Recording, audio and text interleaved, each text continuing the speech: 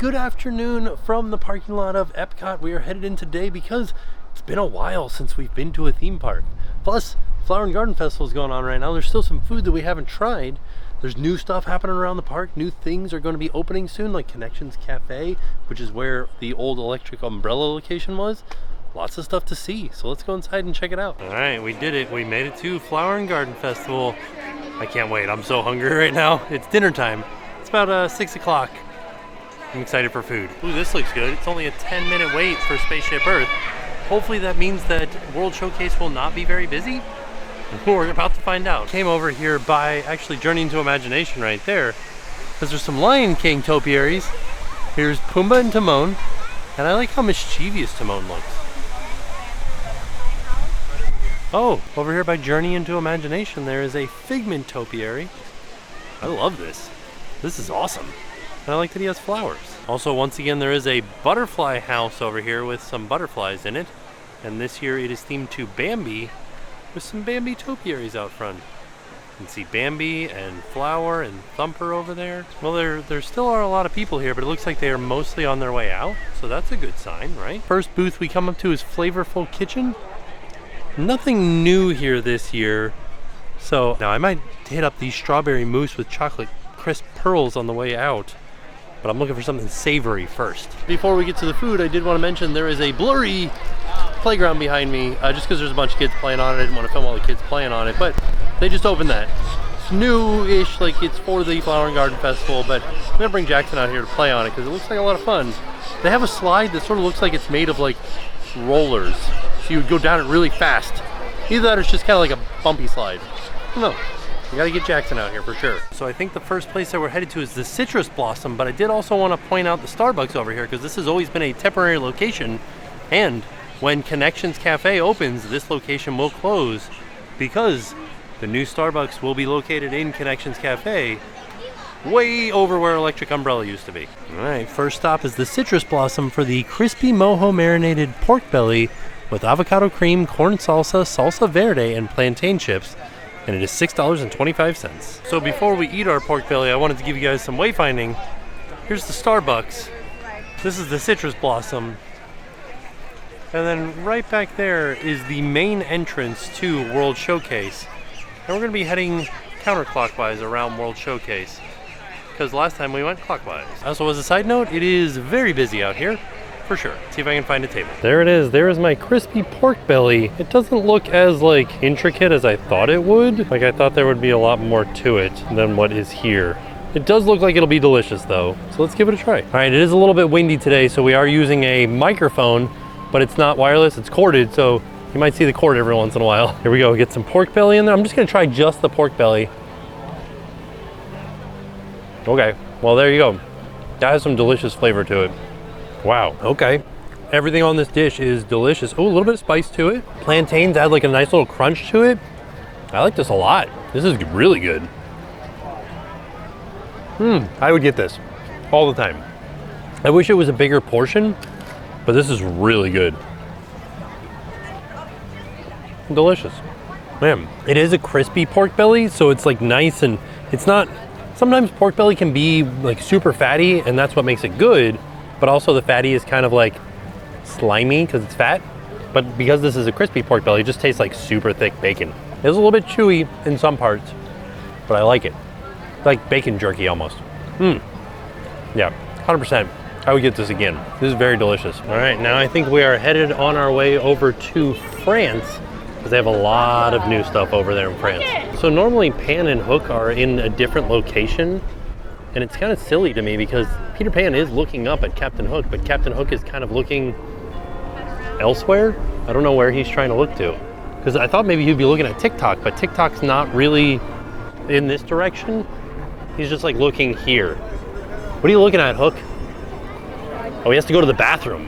That's what it is, he's looking at the bathrooms. Yeah, as we're just getting through the UK pavilion, I kind of wanted to give you guys an idea of the crowd level.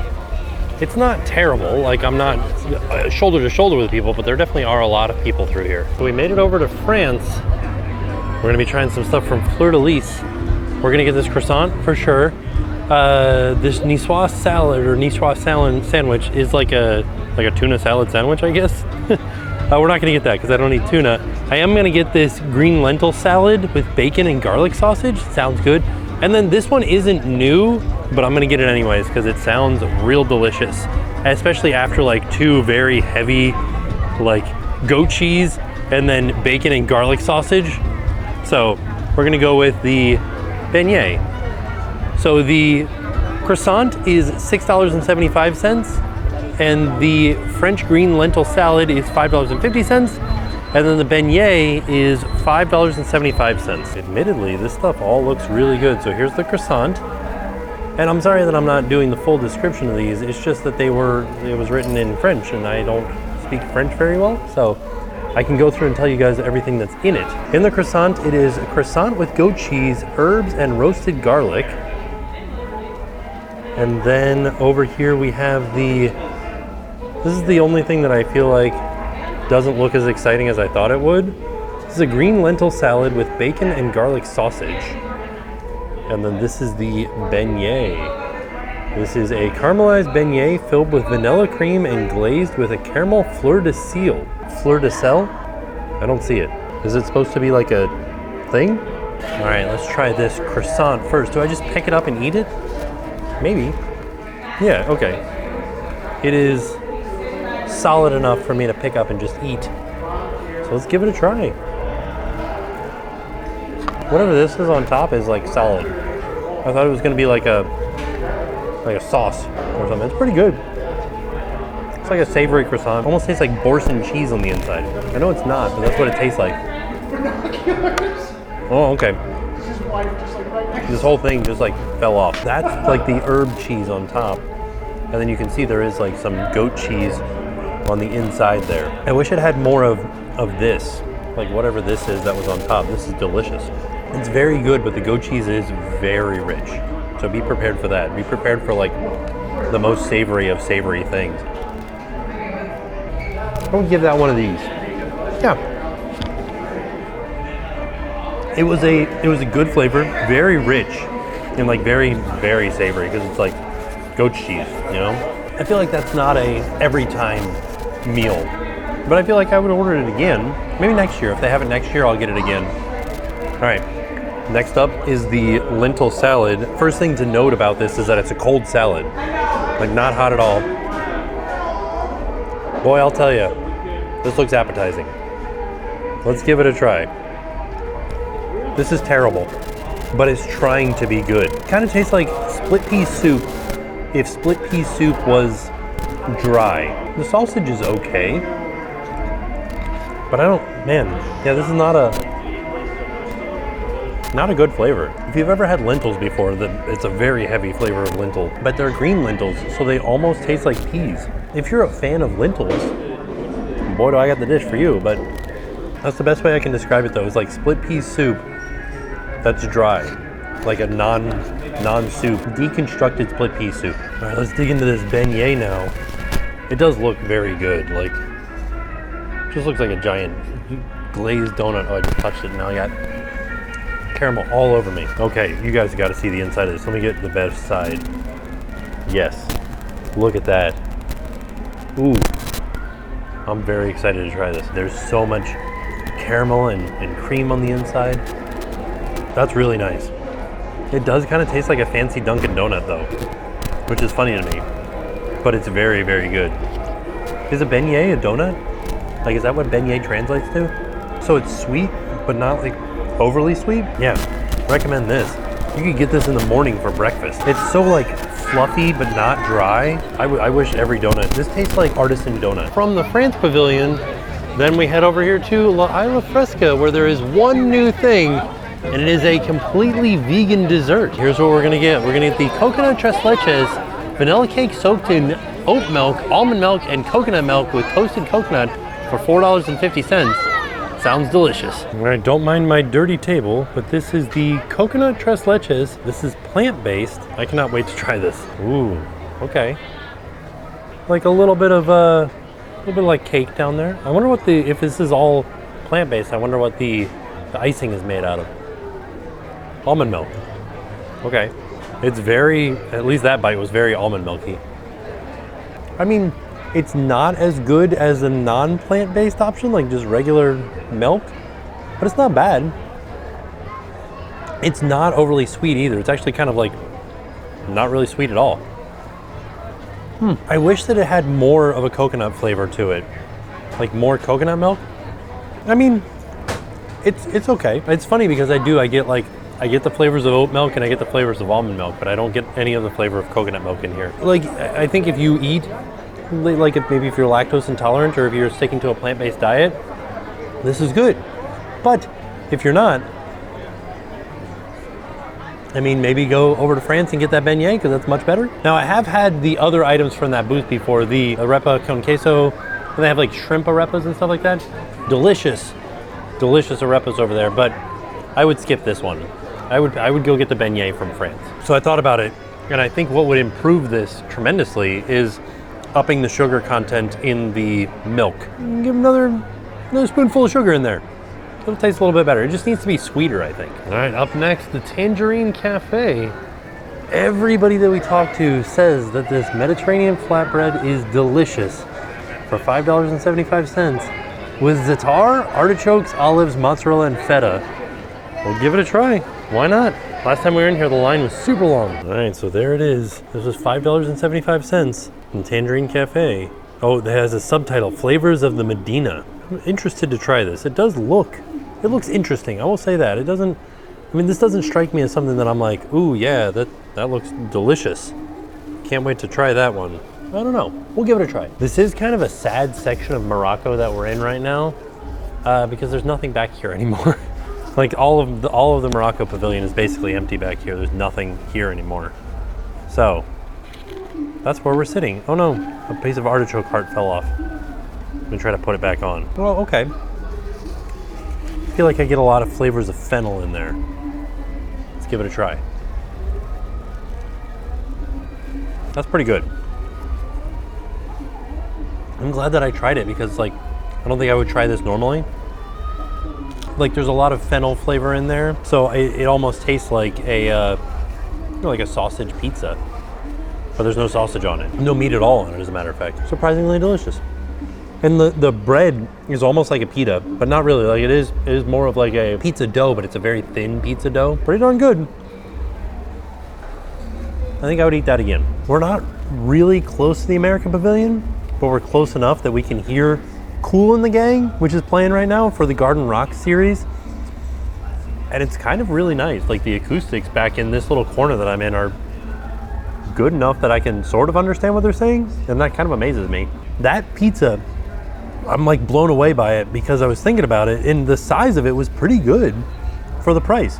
Like $5.75 and the pizza was about like this big and it was delicious. I feel like that and the Taco Vampiro from the Mexico area were like the two must-haves for this festival. Also, I'm like very full right now, so I think I'm gonna start heading towards the front of the park. There's one booth over by Test Track that I want to check out. Let me see if I can find the name of it really quick. Like we didn't go to the America booth, which is where Kool and the Gang is playing right now, and there are a few new things over at the America booth, and there's also the pecan praline that is very delicious. But got plenty of time left at this food festival, or at this festival, so we'll definitely be coming back. So over by Test Track, there's a booth called EPCOT Farmers Feast.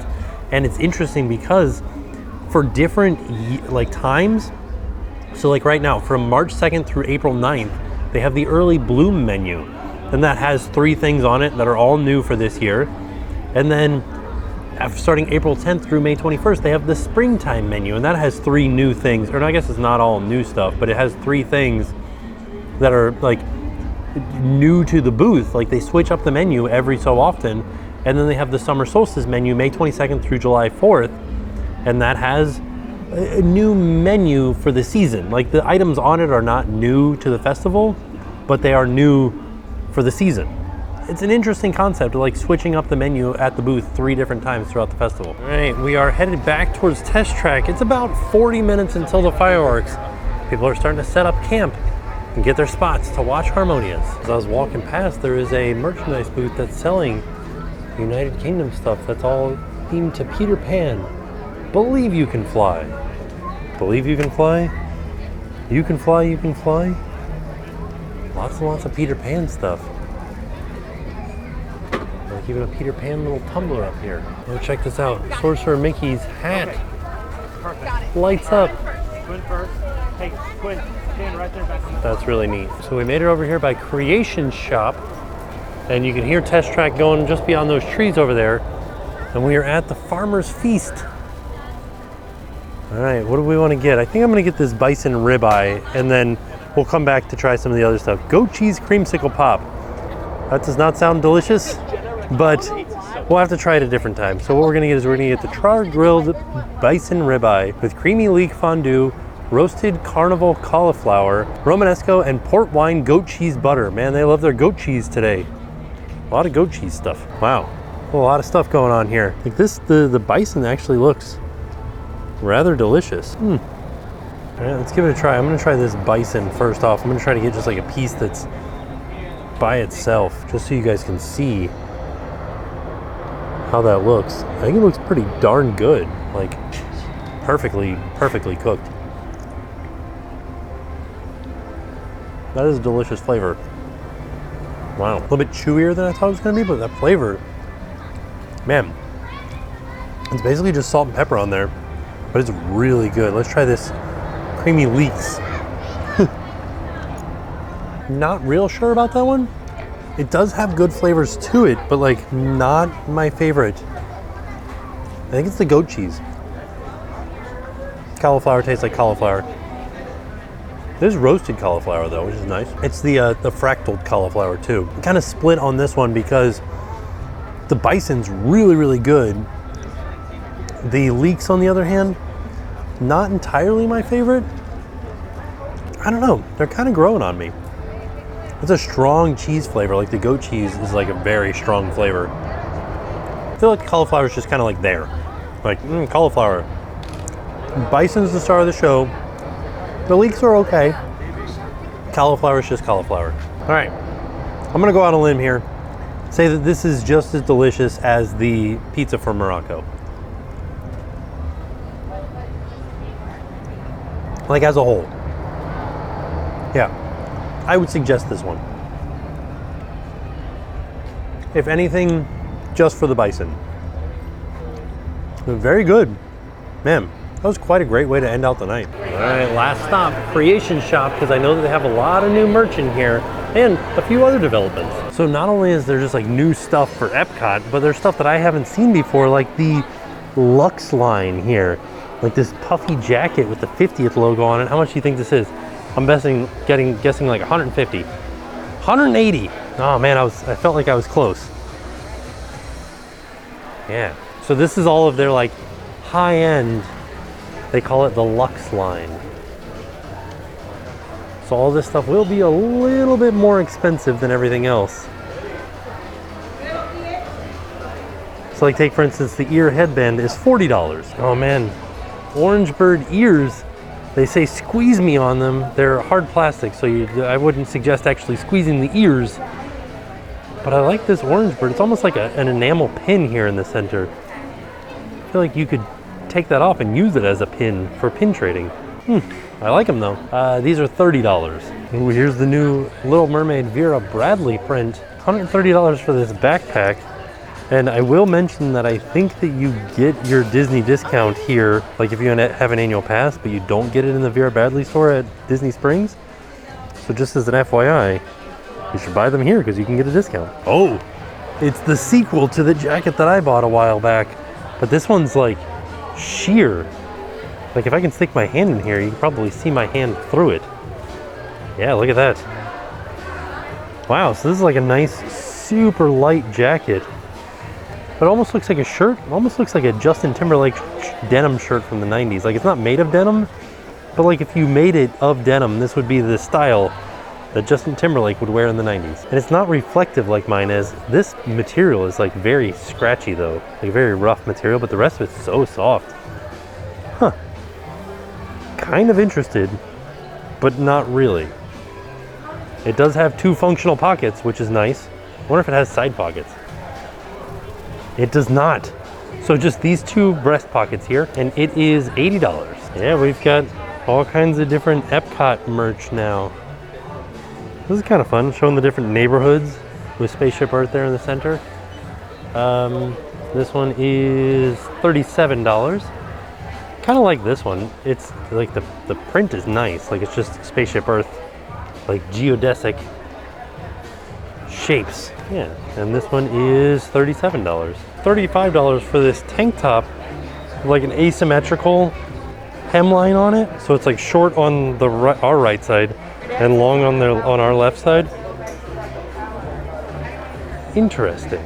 And then they also have a pair of pants that could go with it, like sweatpants almost. And these are $50 for a pair of pants here. $30 for this kid shirt, but it is awesome. Man, this is probably the coolest kid shirt I've seen. I would wear this. But alas, the smallest size they have is just a kid's small. And Jackson's probably in like an extra small right now. So, can't get it. We might buy it for him at some point just to have, because it's cool. And then they have a long sleeve shirt that goes with this style here. It seems very large. This is listed as a medium. Yeah, look at this thing, it's huge. For a medium, it's like a way oversized shirt. Yeah, for $40. It's oversized and the sleeves seem short. So I think it's just a large shirt. Like a super wide shirt. Also, it should be noted that they've started removing the plexiglass from the point of sales. So you can see there is no plexiglass in between the cashiers and the people buying the merchandise. And so right across from the Creation Shop is Connections Cafe. This is the new location of the Starbucks. Once this place opens, this is where the Starbucks will be, in that temporary location that we showed you earlier in the video will shut down. Hey guys, Future Tim here. Of course, the day after I filmed this video, they took down all the walls around Connections Cafe and you could see inside of there. So hopefully one day we'll get to go back and have a look and see what it looks like on the inside before it opens. Honestly, looking inside, it looks like it is very close to being ready to open. So I would anticipate it opening soonish. We don't have a date other than spring, and it is now officially spring in Florida. So I think Connections Cafe is gonna open up soon. The Xandarian ship out in front of Guardians of the Galaxy Cosmic Rewind. Not lit up at all right now. So there you have it. That was our trip out to EPCOT to try some more food from the Flower and Garden Festival. Also to look around, see if there's anything new. Check out some new merch that we haven't seen before. Take a look at Connections Cafe. There was a lot of stuff that we did in this video in a short amount of time too. So it was a fantastic day. Do have to say, come out, try that ribeye, delicious, try the flatbread, try the Taco Vampiro. Those are my top three for Flower and Garden Festival. Still got more to try, and the festival still goes on for quite a while more. And then I can't wait to come back and try from the farm booth over there near Test Track, the different menus depending on when you come throughout the season. I don't know, I love the food festivals here at EPCOT. I can't wait to try more food. So all in all, a fantastic day. And with that being said, we are off. We'll see y'all tomorrow. We're the Valenti family from Connecticut, and now it's time to pay the price.